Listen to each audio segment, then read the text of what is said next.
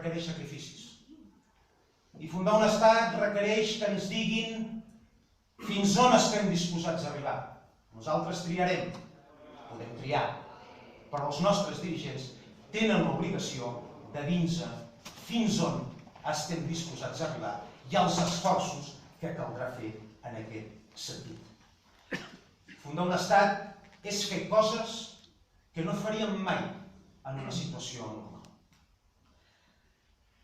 Fundar un estat és defensar un ideal que no podem basar en que tindrem només millors hospitals, més carreteres, que les pensions estaran garantides, que estaran garantides, naturalment. Perquè si volem ampliar la base social i volem generar més adeptes a la independència de Catalunya, el que hem de fer és que aquella gent, abans de voler tenir més hospitals, és que estiguin orgullosos de ser catalans.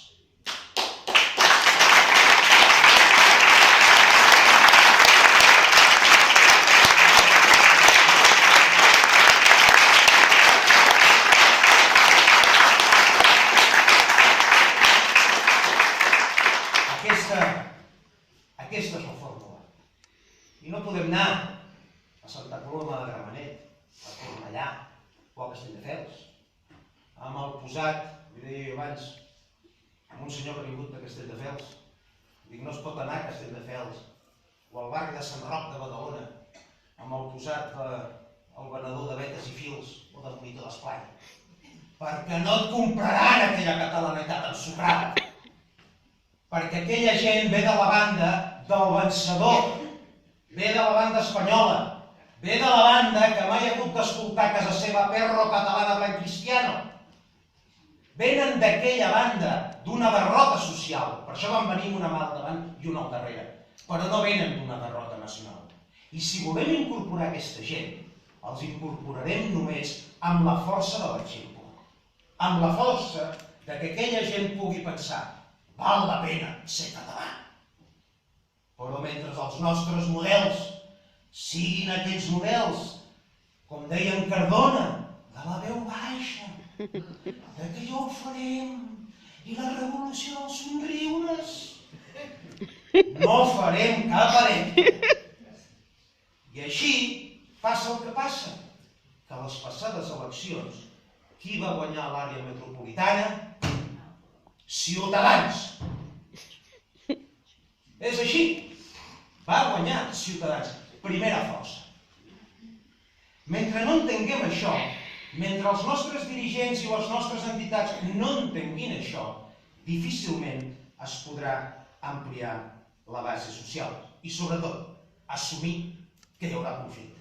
I no estic parlant de que entrin els tancs per la diagonal, però hi haurà conflicte. Jo ho he dit en més d'una ocasió. El dia que estiguem disposats a trencar relacions familiars amb el cunyat aquell que és de Ciutadans, aquell dia els catalans podrem estar disposats a arribar a la independència. Però mentre sempre anem posant aigua al vi, malament rai. Però bé, ja ara definitivament per acabar, lo fàcil seria doncs fer un discurs habitual, que jo fes el discurs de Junts pel Sí, Esquerra, o el discurs, diguem-ne, de les associacions principals del país. Però és difícil anar a la contracorrent, sempre ho he fet. També el 2005, quan vam crear Catalunya Acció, ens deien que estàvem sonats, els independentistes. No podíem arribar mai enlloc. El que interessava era l'encaix. Finalment s'ha arribat a la situació que s'ha arribat i ha vist que tenia raó, una Catalunya Acció i l'independentisme en general, aquell independentisme que en certa manera ve d'en Cardona, ve dels germans Badia i ve de tota aquesta gent. Jo el que els voldria dir per acabar, com indica el primer capítol d'aquest llibre, és preparem-nos. Preparem-nos perquè si això no arriba a bon port, haurem de ser altra gent, els que som aquí i els que som a fora, els que prenguem també la responsabilitat de fer arribar a bon port un ideal pel qual, com deia al principi, molts hi han deixat la vida. I voldria acabar, per fer el cercle, també amb els personatges com en Daniel Cardona. Ara, durant aquests dies, molta gent m'ha dit, i ara una bona amiga amb la qual vam compartir militància política amb solidaritat, em deia, com estàs? Jo deia, bé, home, et veig bé. Dic, sí, dic, és que això no és res al costat del que van haver de patir aquells catalans que van haver de marxar el 1939 per la frontera francesa o que van haver d'agafar els vaixells a Marsella amb una mà i una mà al darrere i arribar, per exemple, al país de Mèxic, que era l'únic país que els acollia sense res, absolutament.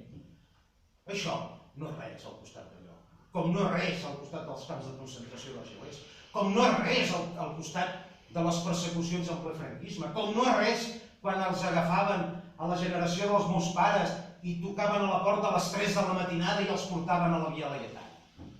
Escolti'm, jo vaig anar a declarar a Mave a Madrid i amb el meu advocat.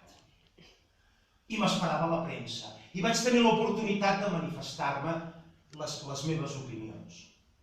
Afortunadament el món ha avançat. Afortunadament. Per tant, alguns que no facin tanta comèdia amb aquestes coses i que no juguin amb els sentiments del poble, perquè el català és un poble molt sentimental i es deixa guanyar moltes vegades. Ai, aquell pobre, mira, que l'inhabilitaran. Oi, que li posaran una multa de 30.000 euros. Pobre. I es juga amb això per després demanar el vot. Jo el que demano és que el vot ens el demanin com a persones adultes, perquè així és l'única manera que Catalunya pot arribar a la seva llibertat. Moltes gràcies.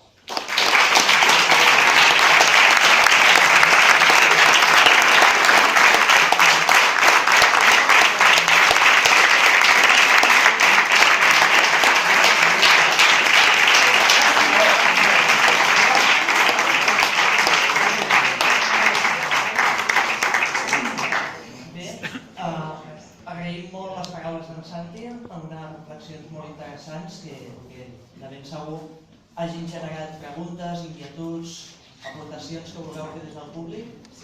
Doncs ara obrirem ordenadament, torn d'intervencions i el Santi les explicarà.